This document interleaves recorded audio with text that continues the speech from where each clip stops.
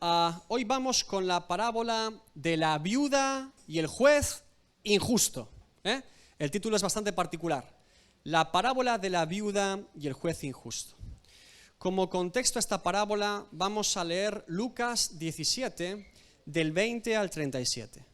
Y si bien no voy a desarrollar todo este texto de Lucas, porque requeriría más tiempo, de hecho, para leer Lucas 17, del 20 al 37, es correcto ir a Mateo 24, que es el paralelo de Mateo que amplía más acerca de esto que dijo Jesús. Ahora, para Mateo 24, que es un texto profético de Jesús, requeriría una serie de sermones propia, porque en ese momento del ministerio de Jesús, Jesús lanza una doble profecía, una profecía doble.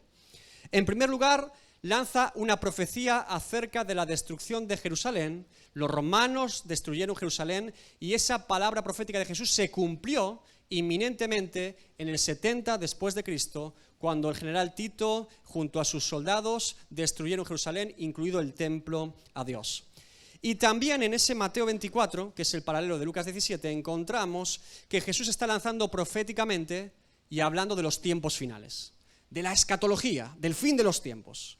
Ahora, sí quisiera señalar algunos detalles en este texto de Lucas, porque nos va a ayudar a entender por qué Jesús lanza la parábola de la viuda y el juez injusto y a quién le está hablando.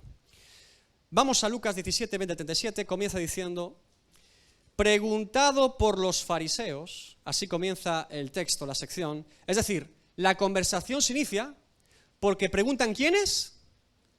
Los fariseos preguntan, ¿sí? ¿Quién preguntan? Los fariseos. Bien. ¿Y qué preguntan los fariseos? ¿Cuándo había de venir el reino de Dios? Una pregunta muy legítima para un judío, ¿verdad? Bien. Para los judíos de la época, la venida del reino de Dios era el mismo evento que la venida del Mesías prometido. Es decir, los judíos de la época entendían que cuando viniese el Mesías, vendría el reino de Dios. Y la mentalidad que ellos tenían de esta venida del Mesías y del reino de Dios es que este Mesías sería un libertador político y militar que libertaría a los judíos de la opresión romana y que pondría a la nación de Israel por encima de todas las naciones para que gobernasen a todas las naciones. Esta es la idea y mentalidad o concepto que muchos judíos en la época tenían, incluidos los fariseos. De hecho, esta mentalidad sigue presente en los judíos de hoy en día. Si usted pregunta a un judío que no cree que Jesús es el Mesías, sino que es judío de religión, le dirá que espera el cumplimiento de la venida del Mesías para que establezca el reino por medio de la nación judía. Ahora, esto es muy interesante porque Jesús va a desvelar que el reino que él ha venido a instaurar en primer término es espiritual, no militar ni humano. Pero la pregunta que hacen estos fariseos es bastante retorcida, porque si el judío consideraba que la venida del reino de Dios y la venida del Mesías era el mismo evento, preguntarle a Jesús cuándo vendrá el reino de Dios es decir que él no es el Mesías. ¿Se dan cuenta? La pregunta es bastante capciosa. Están preguntando a Jesús: dinos cuándo vendrá el reino de Dios, porque no creemos que tú seas el Mesías que viene a traer el reino de Dios. Le respondió y dijo Jesús: el reino de Dios no vendrá con advertencia, ni dirán helo aquí o helo allí, porque he aquí el reino de Dios está entre vosotros. Jesús responde a los fariseos que no se habían dado cuenta de que el anunciamiento del Mesías prometido ya se había cumplido en Cristo. Que la venida del reino de Dios en primer término era una venida de un reino espiritual que ellos ni veían ni entendían. De hecho, la frase el reino de Dios está entre vosotros, en el griego original se debería traducir el reino de Dios está dentro de vosotros. Esa es la palabra griega, en una connotación evidente de Jesús de mostrar un reino espiritual. Ahora, para Jesús, esta respuesta es suficiente. Él responde de esta manera a los fariseos, puesto que ellos han preguntado por un evento que confunden, entendiendo que es el mismo evento, la venida del Mesías, primero, y la venida del reino de Dios. Ahora, él responde diciendo: vosotros no entendéis que el reino de Dios ya ha venido por medio de mí, yo soy el Mesías. Sin embargo, Jesús deja a un lado a los fariseos y utiliza la pregunta para hablar a sus discípulos. Noten cómo el texto continúa. Ahora Jesús toma la pregunta del reino de los cielos para hablar a sus discípulos de la segunda venida, de que Él volverá. Bien, si bien la primera venida era espiritual y un reino establecido de forma espiritual, vamos a comprobar que la segunda venida que anuncia Jesucristo sí es que todo ojo le verá y será manifiesto que Él es el Mesías y el Hijo de Dios. Vamos al versículo 22. Y dijo a sus discípulos, ¿se dan cuenta? Responde a los fariseos y ahora habla a los discípulos. Tiempo vendrá cuando desearéis ver uno de los días del Hijo del Hombre y no lo veréis. Y os dirán, helo aquí o helo allí. No vayáis ni lo sigáis. Porque como el relámpago que al fulgurar resplandece desde un extremo del cielo hasta el otro, así también será el Hijo del Hombre en su día. Pero primero es necesario que padezca mucho y sea desechado por esta generación. Jesús habla de su muerte y de su crucifixión y del culmen de su primera venida para ahora apuntar a que Él regresará en su segunda venida. Versículo 26, como fue en los días de Noé, así también serán los días del Hijo del Hombre. Comían, bebían, se casaban y se daban en casamiento. Hasta el día en que entró Noé en el arca y vino el diluvio y los destruyó a todos. Asimismo, como sucedió en los días de Lot, comían, bebían, compraban, vendían, plantaban, edificaban. Mas el día en que Lot salió de Sodoma, llovió del cielo fuego y azufre y los destruyó a todos. Así será el día en que el Hijo del Hombre se manifieste. ¿Notan la diferencia? Venida para implantar un reino espiritual, venida manifestado para todos, para que todos los ojos lo puedan ver. Bien. Reino espiritual, reino manifiesto de Jesucristo. Dos eventos, dos venidas, no una.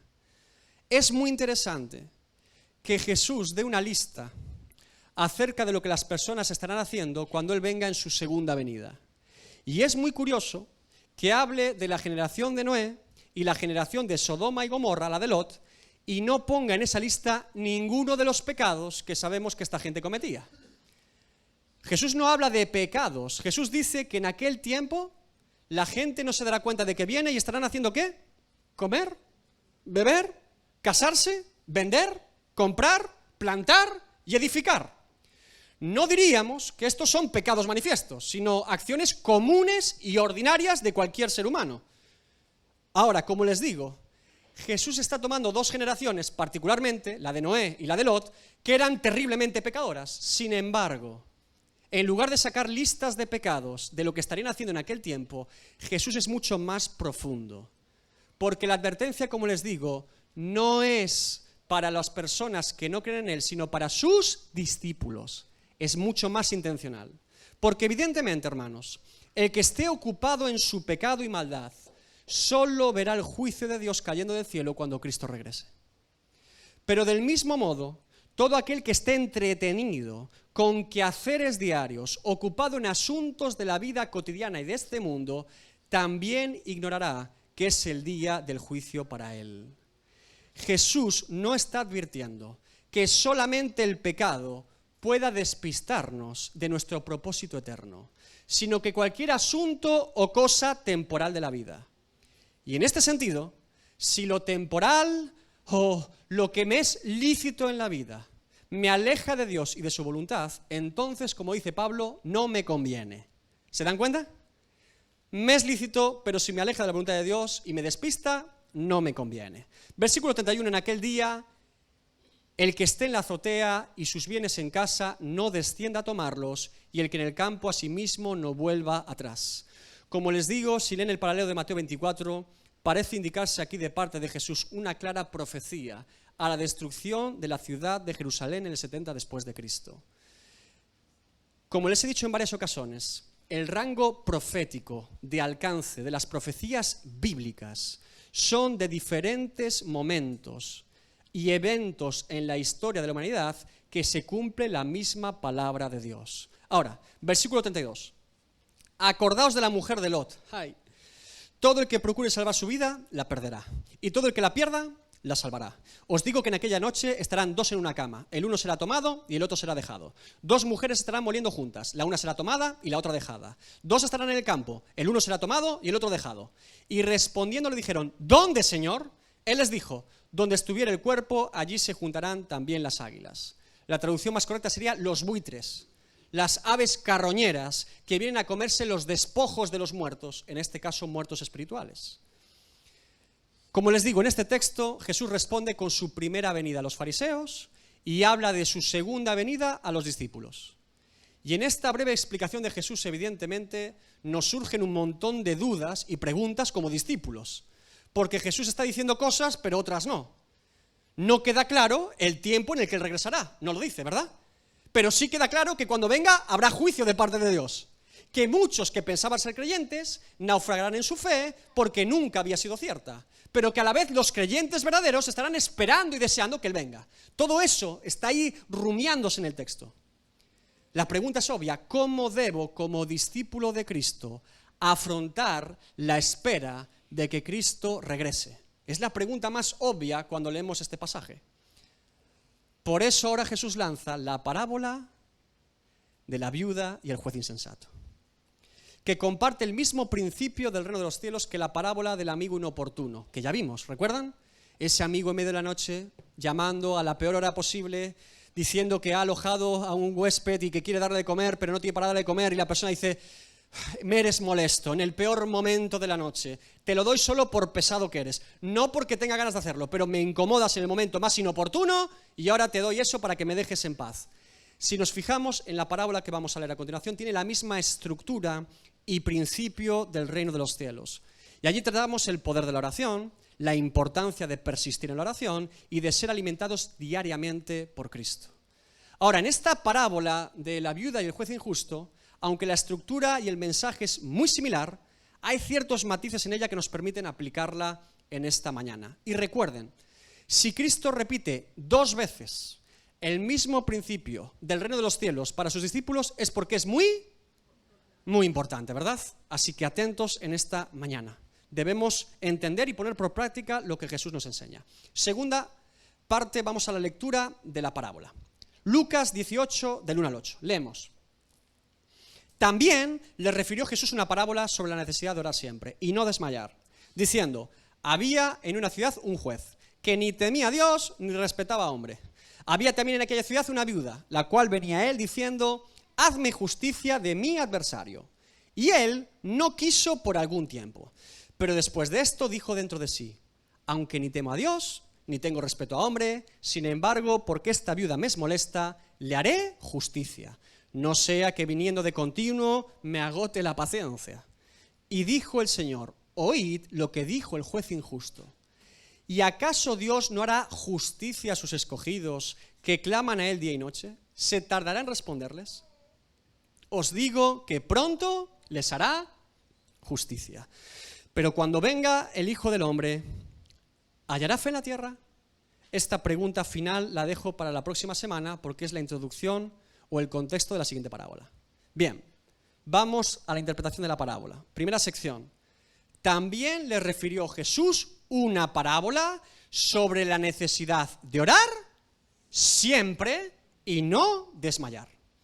Queda claro con este también de Lucas que Jesús sigue hablando, que después de hablar de su segunda venida, también les dijo una parábola.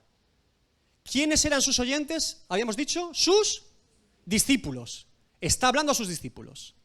Bien, recuerden que los fariseos le preguntan, él responde y después él se dirige a los discípulos. Bien, y lo que les ha dicho precisamente es que él regresará y que es un tiempo incierto para nosotros los seres humanos. Bien, como Jesús habla de este periodo tan incierto para el hombre, que es la segunda venida de Cristo, y cómo debemos esperar y afrontar dicha venida, Jesús nos refiere una parábola precisamente para afrontar dicha espera. Es el propio Lucas, el evangelista, el que ya indica cuál es la temática y principio de la parábola, que es la necesidad de orar y no desmayar. O dicho de otra manera, la necesidad de orar siempre y no desanimarse en nuestra labor de oración, como dice el griego original. Bien, hay preguntas muy comunes que creo que todos nosotros, al menos alguna vez en nuestra vida cristiana, nos hemos hecho referente a la oración, ¿verdad? Y sobre todo hoy en día. ¿Por qué tengo que orar? ¿De qué sirve la oración? Si Dios ya conoce mi corazón, si Dios ya conoce mis peticiones, si Dios hará siempre su voluntad, pase lo que pase, si Dios es soberano sobre todo y todos, ¿Dios escucha mi oración? ¿Dios responde a mi oración? ¿Dios quiere que ore? Esas preguntas son continuas en muchos creyentes. El primer término que tenemos que entender es que Jesús indica aquí que es necesario orar. Se da por hecho que es una necesidad. Bien. Si la Biblia dice que es necesario hacerlo, yo debo obedecer a la palabra de Dios. No es una opción, es un mandamiento y una ordenanza disponerme en oración a Dios. Eso está claro. Es necesario orar. Bien. Nadie dudaríamos, por ejemplo, que el apóstol Pablo, uno de los autores de la Biblia que más habla de la soberanía de Dios, la predestinación, la elección, la decisión de Dios por encima de la de los hombres, sea un hombre que también hable de la oración. Fíjense lo que dice el apóstol Pablo a los creyentes de su época. Diferentes ejemplos a diferentes iglesias. 1 Tesalonicenses 5, 16 a 18. Estad siempre gozosos, orad sin cesar. Dad gracias en todo, porque esta es la voluntad de Dios para con vosotros en Cristo Jesús. Colosenses 4:2. Perseverad en la oración, velando en ella con acción de gracias. Romanos 12:12. Gozosos en la esperanza, sufridos en la tribulación, constantes en la oración. 2 Corintios 1:11. Cooperando también vosotros a favor nuestro con la oración, para que por muchas personas sean dadas gracias a favor nuestro, por el don concedido a nosotros por medio de muchos. Filipenses 4:6. Para nada estéis afanosos, sino sean conocidas vuestras peticiones delante de Dios en toda oración y ruego con acción de gracias. Efesios 6, 17 y 18. Y tomad el yelmo de la salvación y la espada del Espíritu, que es la palabra de Dios, orando en todo tiempo, con toda oración y súplica en el Espíritu, y velando en ello con toda perseverancia y súplica para todos los santos. Pablo a todas las iglesias, a todos los creyentes, les instaba a orar. A todos, sin excepción. Es necesario orar. No es una opción, es una necesidad del creyente. Segunda sección. Había en una ciudad un juez que ni temía a Dios ni respetaba a hombre. Creo que no puede haber peor descripción de un ser humano que semejante afirmación. Si un juez que imparte justicia no tiene temor de Dios, ni empatía por el prójimo, creo que es el peor juez posible que nos pueda tocar en la faz de la tierra. ¿Quién querría estar delante de este tipo de juez? Cuando dicta sentencia no tiene conciencia de Dios, ni le importa si es justo o injusto. Tampoco le importa cómo afecta su sentencia a las personas a las que imparte su justicia o injusticia. Le es indiferente. No teme a Dios ni respeta a hombre. Este juez es un juez despiadado. Jesús lo llamará juez injusto. ¿Cómo puede ser un juez injusto? Parece una paradoja, ¿no? Parece una contradicción. Un juez injusto. ¿Qué clase de juez es injusto? Si se supone que lo único que tiene que hacer es impartir justicia. Bueno, pues déjeme decirle que este juez es injusto. Así lo describe Cristo. Ahora, podemos entender que Jesús está planteando a una persona fatal y desde luego terrible, que es este juez injusto, pero también apunta a una realidad, escúcheme bien, muy importante para todos los seres humanos. Porque Jesús vincula el respeto al prójimo con tener temor de Dios. Porque el juez dice, no temo a Dios ni respeto al hombre. ¿Se dan cuenta? Es imposible respetar al hombre si no se tiene temor de Dios. Ni el humanismo, ni el racionalismo, ni el ateísmo, ni el modernismo, ni ningún otro planteamiento o forma de vida que haya planteado el hombre para intentar agradarse a sí mismo y a los demás, jamás ha respetado al propio hombre. Y la muestra de ello es la historia de la humanidad. Solo el Evangelio de Jesucristo brinda verdaderamente el respetar a los demás y al prójimo, porque dicho respeto nace de nuestro temor de Dios. Cuando tengo temor al Creador, entonces tengo respeto por su creación.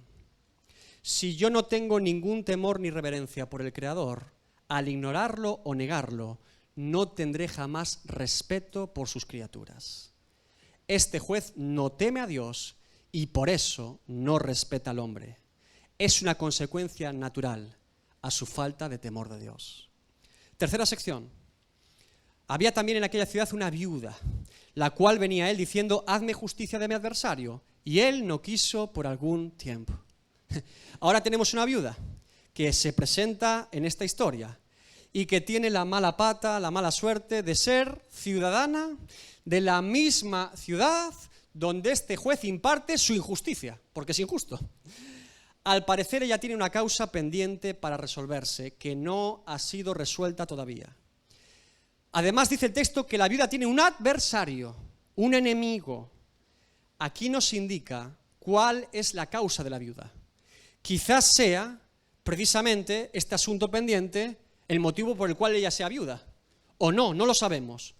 Lo que está claro es que parece probable que impartir justicia a la viuda es traer condena y castigo a su adversario. Pero noten con todo que la viuda no está pidiendo un castigo específico para su adversario. Simplemente pida que se le haga justicia. ¿Se dan cuenta? Recuerden que la ley de Dios en el Antiguo Testamento y también en las normativas de sostenimiento y ayuda a los hermanos en la Iglesia del Nuevo Testamento, tanto las viudas como los huérfanos tienen un tratamiento especial de parte de Dios. ¿Usted sabía esto? ¿Que las viudas y huérfanos tienen un tratamiento especial de parte de Dios? Esto es muy importante. Dios es el Dios de los pobres de espíritu, de los humildes de corazón, y Dios es el Dios de los huérfanos y de las viudas, dice la palabra de Dios. Salmo 68:5. Padre de huérfanos y defensor de viudas, es Dios en su santa morada. Deuteronomio 10, 17 y 18. Porque Jehová vuestro Dios es Dios de dioses y Señor de señores, Dios grande, poderoso y temible, que no hace acepción de personas ni toma cohecho, que hace justicia al huérfano y a la viuda, que ama también al extranjero, dándole pan y vestido. Y es evidente que una de las amonestaciones más duras de Dios al pueblo de Israel en el Antiguo Testamento es cuando el pueblo de Israel, en tiempos de Isaías, hacían sacrificios, hacían ayunos, guardaban los días de reposo, hacían las fiestas, pero habían olvidado a sus viudas y a sus huérfanos. Fíjense cómo comienza el capítulo 1 de Isaías. Isaías 1 del 12 al 17. ¿Quién demanda esto de vuestras manos cuando venís a presentaros delante de mí para hollar mis atrios? No me traigáis más vana ofrenda. El incienso me es abominación. Luna nueva y día de reposo, el convocar asambleas, no lo puedo sufrir. Son iniquidad vuestras fiestas solemnes. Vuestras lunas nuevas y vuestras fiestas solemnes las tienen aborrecidas mi alma. Me son gravosas. Cansado estoy de soportarlas. Cuando extendáis vuestras manos, yo esconderé de vosotros mis ojos. Asimismo, cuando multipliquéis la oración, yo no oiré. Llenas están de sangre vuestras manos, lavaos y limpiaos, quitad la iniquidad de vuestras obras de delante de mis ojos, dejad de hacer lo malo, aprended a hacer el bien, buscad el juicio, restituid al agraviado, haced justicia al huérfano, amparad a la viuda. Por tanto, en esta parábola Jesús quiere presentar a este juez como el peor juez posible de la faz de la tierra, porque simplemente por ser judío, él sabía que debía hacer justicia a una viuda y a un huérfano. Seguramente este juez, esperando algún tipo de soborno o beneficio, está esperando que la viuda le dé algo para así impartirle justicia. Ahora, cuarta sección, pero después de esto dijo dentro de sí el juez injusto: aunque ni temo a Dios, ni tengo respeto a hombre, sin embargo, porque esta viuda me es molesta, le haré justicia. No sea que viniendo de continuo me agote la paciencia. Parece claro que esta mujer está reclamando algo que es justo, porque el juez dice: le haré justicia, no le haré injusticia. ¿Se dan cuenta? Ella está pidiendo algo que es justo. Está claro también que esta mujer no tiene con qué sobornar al juez. No parece que tenga ningún tipo de dinero o de incentivo económico para que éste le responda y le haga justicia. Sin embargo, aunque no tiene dinero la viuda, sí puede hacer algo para que este juez, que es despiadado e injusto, le haga justicia y le responda. ¿Qué es lo que puede hacer la viuda? Molestarlo. Llamar a su puerta, insistir, clamar y rogar.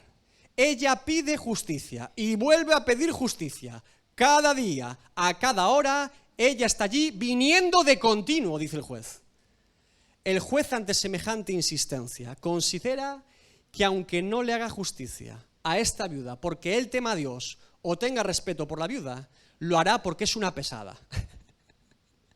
Porque es demasiado pesada esta viuda, ¿sí? Bien. Quinta sección. Y dijo el Señor, oíd lo que dijo el juez injusto. Ahora Jesús recapitula. Hermanos, ¿qué ha dicho el juez injusto? Esta viuda me es molesta.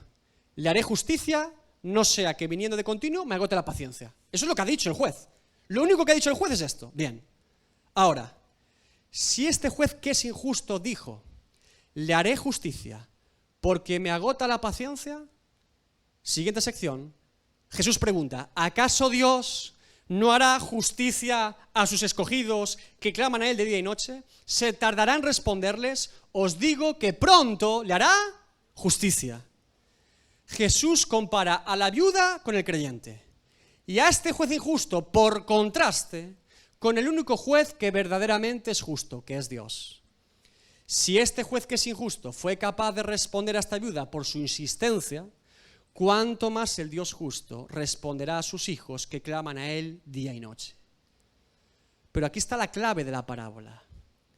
No se tardará en responderles y pronto les hará justicia. No les hará lo que ellos quieran, o lo que a ellos les apetezca, o lo que a ellos les dé la gana. Les hará justicia. ¿Sí? Bien. Vamos a la aplicación de la parábola. Es evidente que el Jesús está hablando en esta parábola de la importancia de la oración, de la persistencia en la oración y de qué es lo que pedimos a Dios en oración. Y para aplicar lo que acabamos de leer en esta mañana, voy a responder a preguntas frecuentes que todos nos hacemos acerca de la oración. Porque muchos tenemos dudas en nuestro caminar cristiano, como le he dicho al principio, acerca de cómo gestionar esta necesidad que dice la palabra de Dios que tenemos de orar. Primera pregunta que muchos nos hacemos, quizás se sienta identificado conmigo. ¿Por qué me cuesta tanto orar? ¿Nunca se lo ha preguntado? ¿Solo le pasa a mí? ¿Por qué me cuesta tanto orar? Es una pregunta muy común de los creyentes. Yo le respondo, porque es muy importante hacerlo. Por eso nos cuesta. Póngase la televisión y aguantará 20 horas despierto. Salga a hablar de cualquier asunto de la vida y el tiempo se le pasará volando. Váyase de compras y cuando se dé cuenta se ha pasado su tiempo y se ha gastado su dinero. Ahora, enciérrese en su cuarto a orar y parecerá que el reloj se ha paralizado, ¿verdad? Que el sueño de 100 días acumulados viene a sus ojos, ¿verdad? Un sueño, que todo tipo de pensamientos y asuntos vienen a nuestra mente para impedirnos concentrarnos. Y por supuesto, de repente en el hogar empiezan a pasar cosas. El móvil suena, comienza a haber ruidos, llaman al telefonillo, al timbre. A veces se confunden y siguen llamando. Me pasó hace unas semanas, estaba preparando la predicación, una predicación y me gusta meditar en el texto y orar el texto. Estaba en un tiempo íntimo con Dios. Y suena el telefonillo de la casa. Y voy al telefonillo. ¿Sí? Hola Manolo, ábreme la puerta. Disculpe, no soy Manolo, creo que se ha confundido. ¿Este no es el cuarto D? No, es el cuarto C. Soy David y aquí no hay ningún Manolo. Ah, disculpa. Pim. Vuelvo al cuarto. Vuelvo a escoger. Manolo, ábreme la puerta. Se está confundiendo otra vez. Es el D, no el C el que tiene que llamar usted. Ah, perdón. ¿Usted me creerá cuando le digo que al menos 4 o 5 veces llamó ese hombre a la puerta? ¿Que era imposible concentrarse? Y estoy convencido de que si llego a descolgar el telefonillo, me llama por la ventana, Manolo, ábreme la puerta. Era imposible tener 5 minutos de paz y de concentración en la palabra. Era imposible. Ese hombre se había propuesto llamar a Manolo y que yo era Manolo. Bueno, mi pregunta es, ¿cree que es casualidad, hermanos? ¿Cree que los impedimentos y las luchas para nuestro tiempo de oración como creyentes no son por algún motivo? Jesús dijo a sus discípulos, Mateo 26, 41, velad y orad para que no entréis en tentación. El espíritu, a la verdad, está dispuesto, pero la carne es débil. ¿Quieres saber cuánta carne viva tienes todavía en tu vida? Ponte un rato a orar y vas a ver cómo se retuerce. A nuestra naturaleza pecaminosa le espanta la oración. No le gusta en absoluto. Incluso nos susurra, tranquilo, no pasa nada. Mírate una predicación en YouTube. Ponte una canción bonita. Dedica tiempo a la familia. ¿Cómo somos, Nuestra carne se pone espiritual y nos aconseja hacer otro tipo de prácticas que nos parezcan buenas. Todo con total de no disponernos en oración delante de nuestro Dios. Dicen que el tiempo necesario para ser capaces de frenar nuestra mente, entrar en reposo y comenzar a orar verdaderamente a Dios, en este tiempo moderno, es de entre 45 minutos y 1 hora. Es decir, que en el mundo en el que vivimos, con tantos estímulos, los seres humanos, los creyentes, necesitamos al menos entre 45 minutos y 1 hora para empezar a orar. Esta es la media. Por eso, para persistir en la oración, debemos crear un hábito de oración en nuestro día a día y recordar que nuestra carne no nos va a ayudar en esta tarea. No nos lo va a poner nada fácil. O lo peleamos espiritualmente o fracasaremos constantemente. Ahora, segunda pregunta. ¿Por qué Dios pide que presentemos nuestras causas delante de Él si Él ya las conoce? Sabemos que Dios las conoce, ¿verdad? Hermanos, debemos entender que Dios procura con el ser humano una relación personal. Dios creó al ser humano para relacionarse con su criatura. Por eso nos creó a imagen de Dios y nos dio facultades únicas como el habla, el intelecto, los afectos, la capacidad de expresarnos, cantar, llorar, reír, emocionarnos. Dios nos creó como seres relacionales. Diga conmigo, relacionales. Somos seres relacionales. Necesitamos relacionarnos con los demás. Tal es así que si usted pusiera un ser humano en una isla desierta, lo que haría para relacionarse con alguien es ponerle nombre a las plantas y a los animales. Y se pondría a hablar con ellos, a interactuar para relacionarse con alguien. Y si quitaras los animales y las plantas de esa isla desierta, se pondría a hablar a las piedras. Porque necesitamos, ¿qué? Relacionarnos, evidentemente sí. Sabiendo que esto es así, que es una necesidad nuestra relación con los demás, evidentemente la base de la relación con alguien, con una persona, es la comunicación y la intimidad con dicha persona. Y mi esposa hace 15 días, hace 2 semanas, le explicó perfectamente lo que es la intimidad y la comunión con Dios. Si yo, como creyente, no me relaciono con Dios por medio de la oración, ¿qué clase de relación tengo yo con Dios? Si no soy capaz de derramar mi alma delante de Dios, que es mi Padre, ¿qué clase de hijo soy? Es una pregunta que debemos hacernos. ¿Acaso un padre que conoce a su hijo no sabe perfectamente lo que le pasa al niño con solo mirarlo? Lo mira y dice, ya sé lo que le pasa. ¿Acaso ese mismo padre, aunque sepa lo que le pasa a su hijo, no se agrada y espera que el niño por confianza con su padre le cuente lo que le está pasando? ¿Acaso esa comunicación entre hijo y padre no es la base de su relación como hijo con su padre? Lo entendemos humanamente, ¿verdad? ¿Por qué nos cuesta tanto entenderlo con Dios? Con todo, hermanos, ¿a quién acudiremos nosotros si no es a Dios cuando algo ocurre en nuestras vidas? ¿A quién iremos? ¿Delante de quién nos presentamos los hijos de Dios más que delante de nuestro Dios, nuestro Padre en los cielos, cuando algún asunto está ocurriendo en nuestras vidas?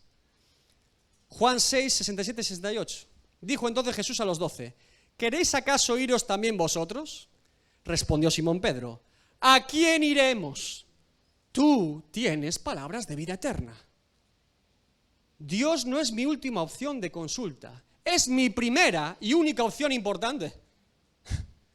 Tercera pregunta, ¿Dios escucha nuestras oraciones? ¿Ustedes qué creen?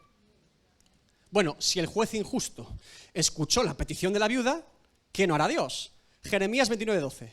Entonces me invocaréis y vendréis y oraréis a mí y yo os oiré. Salmos 145:18. Cercano está Jehová a todos los que le invocan, a todos los que le invocan de veras. Cuarta pregunta. ¿Dios contesta nuestras oraciones? Claro que Dios contesta nuestras oraciones. Mateo 21:22. Y todo lo que pidierais en oración, creyendo, lo recibiréis. Ay. Y a alguno ya se empieza a emocionar, ¿verdad? A alguno le suena el texto, ¿verdad? Me temo que en este tiempo muchos toman Mateo 21:22 y todo lo que pidierais en oración, creyendo, lo recibiréis, para decir tonterías. Este texto de Mateo no es una carta blanca para decir que todo lo que pidamos a Dios en oración nos lo dará sin más. Me temo que eso no es conocer la oración ni conocer a Dios. Pídelo con fe y se cumplirá. Pidas lo que pidas. Hermanos, pensar así de Dios es creer que Dios es una hada madrina, o Papá Noel, o el genio de la lámpara. ¿Me oyó? Yo no sé si por causa de Disney, o por la teología liberal, o por la predicación de algún mentiroso, pero parece que el evangélico nominal de este siglo tiene frito el cerebro, o habla de un Dios inventado para su propia codicia.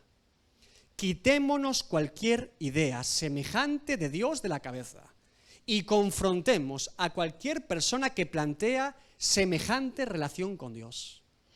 Cuidado con lo que pedimos a Dios. La viuda pedía por justicia, pedía por algo legítimo. Ella estaba pidiendo que se cumpliese la promesa de Dios a las viudas y los huérfanos, y es que se les hiciese justicia. Pedía conforme a la voluntad de Dios. Tal es así que aun un juez injusto reconoce que lo que pide ella es justo. ¿Se dan cuenta?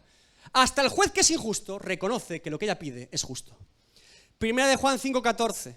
Cuando leamos Mateo 21, 22, lea siempre Primera de Juan 5:14.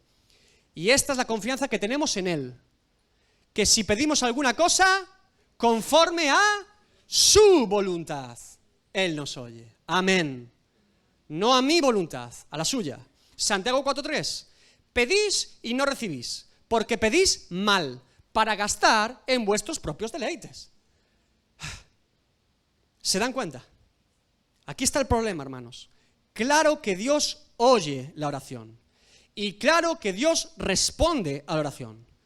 Pero lo que pasa es que muchas veces Dios nos responde no a la oración. El problema que tenemos los creyentes es que cuando Dios nos dice que no, decimos, Dios no me respondió. Le voy a ser muy claro. Hay cosas que pedimos a Dios en oración que ya en su palabra Dios nos ha dicho que no. Y si somos sinceros, lo sabemos. Y nos frustramos y decimos, es que Dios no oye, es que Dios no escucha, es que Dios no responde, es que la oración no sirve.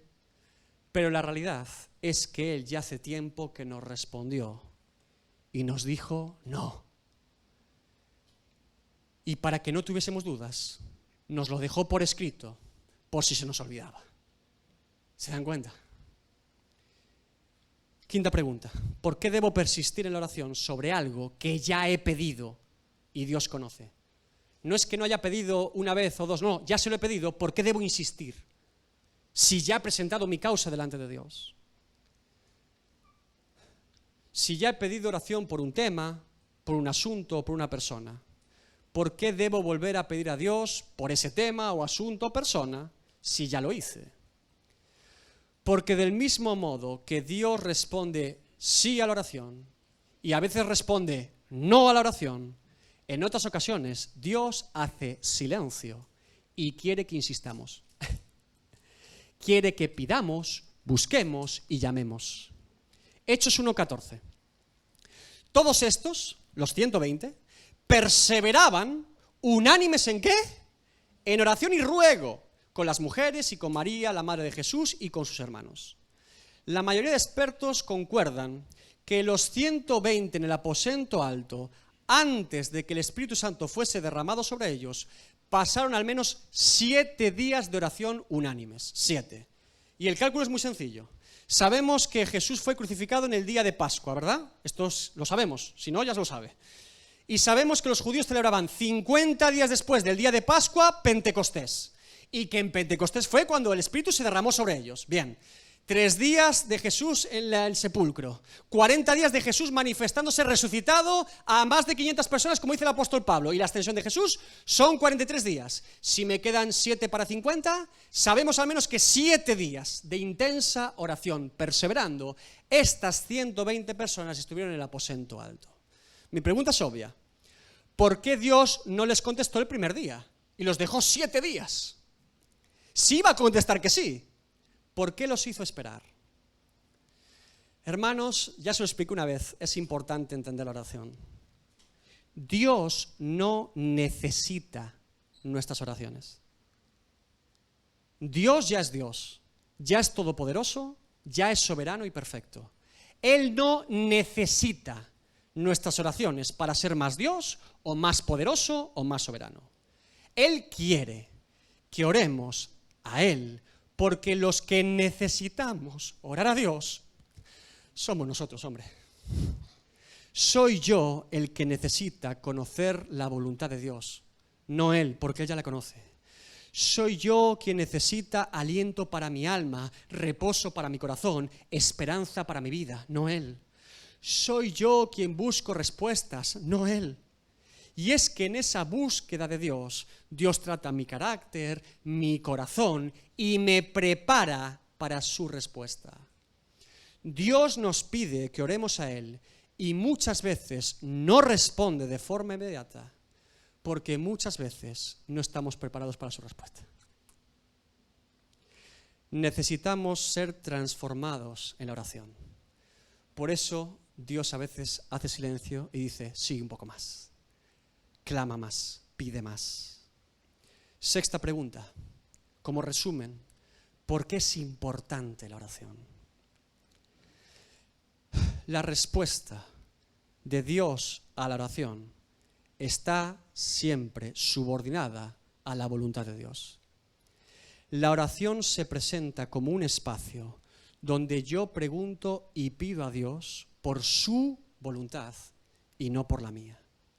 El modelo de oración que Jesús mismo enseñó a sus discípulos nace de una pregunta que los discípulos hacen a Jesús. Lucas 11:1. Aconteció que estaba Jesús orando. ¿Quién estaba orando? Jesús. En un lugar. Y cuando terminó, uno de sus discípulos le dijo: Señor, enséñanos a orar.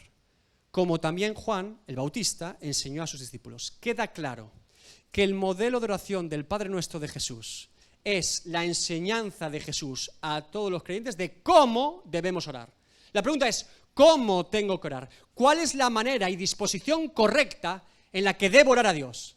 Y Jesús responde con el Padre Nuestro. Lucas 11:2. Y les dijo: cuando oréis, decid: Padre nuestro que estás en los cielos, santificado sea tu nombre, venga tu reino, hágase tu voluntad, como en el cielo, así también en la tierra. Hágase tu voluntad, así como en el cielo, aquí en la tierra. Y salvo que alguna persona que diga ser creyente en este tiempo sea extraterrestre, me temo que por lo tanto lo que implica la oración correcta delante de Dios es pedir que Él haga su voluntad en mi vida y no yo la mía. Es decir, queda descartada la opción de pedir a Dios en oración mi voluntad por encima de la suya. Cuando Jesús oró en Getsemaní, como reflejo y muestra de que este principio de oración es siempre así, Jesús oró. Lucas 22:42. Padre, si quieres, pasa de mí esta copa, pero no se haga mi voluntad, sino la tuya. ¿Qué está diciendo Jesús? Si tu voluntad es pasar de mí esta copa, hazlo. Preferiría que la copa de la ira de Dios no fuese derramada sobre mí, dice Jesús, pero hágase tu voluntad.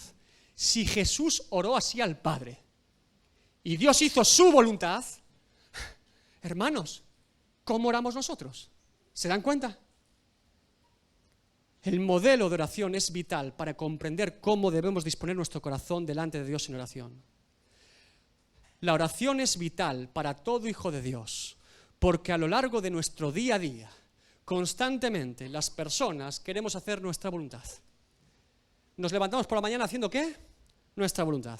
Y hacemos lo que nosotros queremos. Es constante que todos los seres humanos pretendamos hacer nuestra voluntad siempre. Es más, le digo, las personas entendemos que cuando hacemos lo que nosotros queremos, siempre es bueno. Siempre es lo correcto, es lo que se tenía que hacer, es lo mejor para mi vida, lo que yo quiero. Así es como pensamos las personas. Sin embargo, todo hijo de Dios, todo creyente sabe que esto no es cierto, que la única voluntad que es buena, agradable y perfecta es la de Dios. Por eso, acudimos a nuestro tiempo de oración y lugar de oración, porque no se trata de lo que yo quiero, ni de lo que otro quiere. No se trata de lo que yo pretendo hacer o de lo que otro pretende hacer. Se trata de lo que Dios quiere hacer. De eso se trata. La oración no es el encuentro con Dios en el que yo cambio la voluntad de Dios. La oración es el encuentro con Dios donde Él somete mi voluntad a la suya. La oración no es el encuentro con Dios donde yo pretendo hacer conocer mi voluntad a Dios, porque Él ya la conoce, hombre. La oración es el encuentro con Dios donde yo quiero conocer la voluntad de Dios. Y no solamente quiero conocerla, sino que pido que se cumpla, porque su voluntad es mejor que la mía. La oración es fundamental para los hijos de Dios, porque la voluntad revelada de Dios en su palabra se imprime en mi alma. La oración es el espacio donde transito en el conocimiento de Dios al conocimiento de Dios. Por eso, siempre que lea la Biblia, ore. Y siempre que ore, lea la Biblia. Dicho de otra manera, para poder orar adecuadamente, necesito leer la palabra de Dios. Para poder leer adecuadamente la palabra de Dios, necesito orar. Así que cuando usted vaya a orar, primero lea la Biblia. Y cuando usted vaya a leer la Biblia, ore primero. No es solamente importante conocer la voluntad de Dios. Debo conocer la voluntad de Dios para vivir en la voluntad de Dios. Nadie jamás fracasó en su tiempo de oración con Dios. Nadie jamás fracasó en su tiempo de oración con Dios. No hay ni un solo siervo de Dios en la historia de la iglesia digno de mención que no fuese un hombre de oración o una mujer de oración. No existen. En la oración nunca se fracasa. Se fracasa cuando nunca se ora. Como he dicho en más de una ocasión, en la oración yo no cambio la voluntad de Dios, en la oración Dios cambia mi voluntad. Ahora, como cierre, quiero hacerle pensar un poquito en esta mañana. Porque a veces puede ser frustrante el no de Dios cuando oramos durante tiempo por algo y Dios dice no. Y sabemos que es no. Déjeme decirle, un no de Dios es mucho mejor que un sí del hombre. Un no de Dios siempre merece la pena mucho más que un sí mío. Si Dios dice no es por algún motivo mucho mejor que mi sí. Si llegamos a frustrarnos o pensar que por eso Dios no nos ama como nosotros quisiésemos, ¿se dan cuenta que esta es una actitud muy infantil? ¿Que es una actitud muy de niños con los padres? Esto también pasa cuando un padre que ama a su hijo le dice que no. Y el chico no entiende por qué no, pero es bueno que le diga que no, ¿verdad? Y precisamente sabemos y valoramos que ese padre ama a su hijo porque aunque el niño no lo entienda, es un buen padre porque le dice que no. Y con ese no muestra su amor para con su hijo.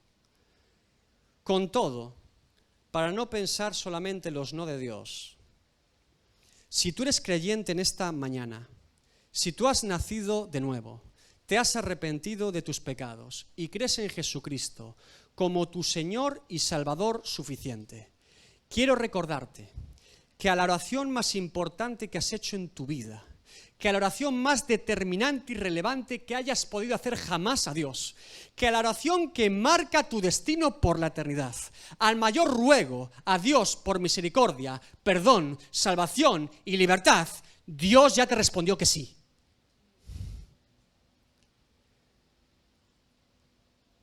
Gózate en el Señor, porque a la oración más importante de tu vida, Dios ya te dijo sí, sí, sí. Oh, Dios mío, ¿se da cuenta? El creyente vive gozoso, alegre, contento, porque su porción es Jehová. Ahora, del mismo modo te digo en esta mañana, si tú no eres creyente, te desafío aquí y ahora en el nombre de Jesús.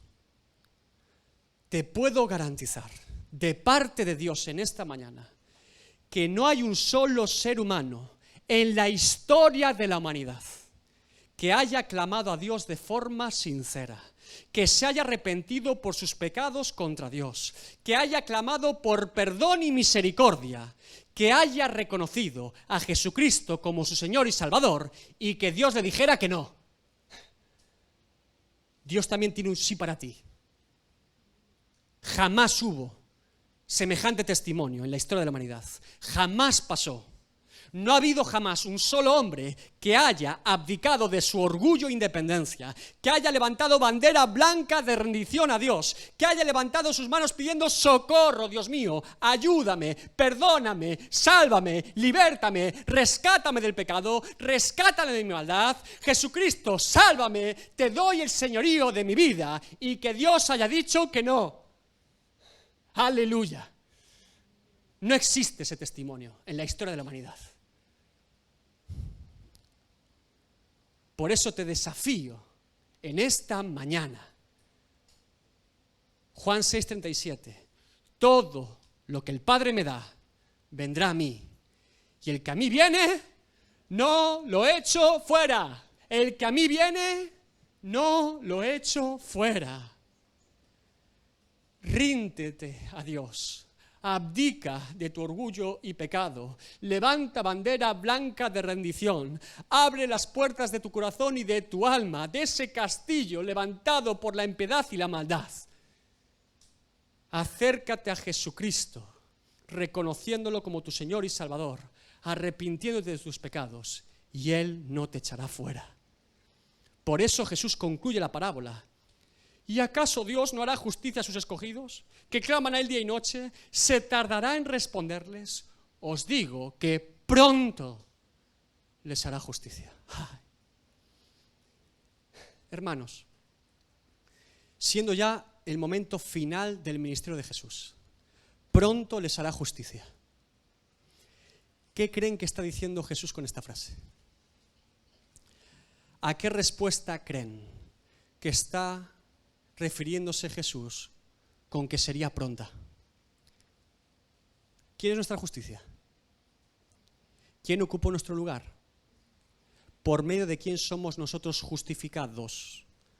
¿Cómo Dios puede hacer justos a nosotros pecadores? Cristo es nuestra justicia. Cristo es nuestra esperanza. Cristo es nuestra vida. Cristo es la respuesta.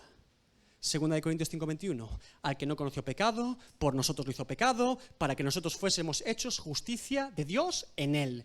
Primera de Corintios 1:30, mas por él estáis vosotros en Cristo Jesús, el cual nos ha sido hecho por Dios sabiduría, justificación, santificación y redención. Romanos 3:24, siendo justificados gratuitamente por su gracia mediante la redención que es en Cristo Jesús. Romanos 5:1, justificados pues por la fe, tenemos paz para con Dios por medio de nuestro Señor Jesucristo. Isaías 54:17, ninguna arma forjada contra ti prosperará, y condenarás toda lengua que se levante contra ti en juicio. Esta es la herencia de los siervos de Jehová, y su salvación de mí vendrá, dijo Jehová. En Cristo tenemos el único sí de Dios en esta vida que realmente importa. Porque si tengo a Cristo, tengo todo, y si no tengo a Cristo, nada tengo. El sí más importante de Dios a mi vida es Cristo. Mateo 16:25-26. Porque todo el que quiera salvar su vida, la perderá. Y todo el que pierda su vida por causa de mí, la hallará. Porque ¿qué aprovechará el hombre si ganare todo el mundo y perdiere su alma? ¿O qué recompensa dará el hombre por su alma? Todo lo que necesito está en Cristo. No necesito nada más ni a nadie más que a Cristo. es lo único, es al único al que yo necesito. Es el único sí de Dios que me debe preocupar. Cristo es mi porción, Cristo es mi herencia, Cristo es mi vida, Cristo. Salmo 62:8, esperad en Él en todo tiempo. Oh pueblos, derramad delante de Él vuestro corazón, Dios es nuestro refugio. En el cuarto de oración y lectura es donde más y mejor aprendemos a conocer a Dios. No es en una iglesia, desde luego tampoco en un evento particular, ni en una predicación en internet. Es a solas con Dios, a puerta cerrada, en la intimidad de mi cuarto, en mi lugar secreto, allí donde me presento tal y como soy, al Dios que todo conoce de mí. No oramos para que Dios diga sí a nuestra voluntad. Oramos a Dios para que Él haga su voluntad y nosotros digamos sí a su voluntad. Dios no se equivoca, Dios no falla, Dios es fiel. La oración nos prepara para su voluntad. Por eso debemos estar orando en todo tiempo y en toda ocasión. Debemos perseverar en la oración personal y en la oración por los demás. ¿Cómo oras por esta iglesia? ¿Cómo oras por tus familiares? ¿Cómo oras para que el Evangelio sea predicado en este tiempo, en toda lengua, tribu y nación? ¿Cuánto insistes en la oración? Mónica de Hipona oró 17 años por su hijo Agustín, para que Dios lo transformara y ese chico glorificara a Dios. 17 años. George Mueller oró 50 años para que un amigo de su infancia glorificara a Dios y fuese transformado por Dios. El día de su funeral, Dios responde a la oración. ¿Cuántas oraciones contestadas estamos hoy aquí presentes? ¿Cuántas? ¿Cuántas oraciones estamos hoy aquí presentes, contestadas con un sí de Dios? Dios es bueno y Dios responde a la oración. Seamos agradecidos y no olvidemos de su favor para con todos nosotros. Como escribió Pedro, uno de los apóstoles que escuchó la parábola de la viuda del juez insensato. 1 Pedro 4:7. Mas el fin de todas las cosas se acerca. Sed pues sobrios y velad en oración. Ponte de pie esta mañana.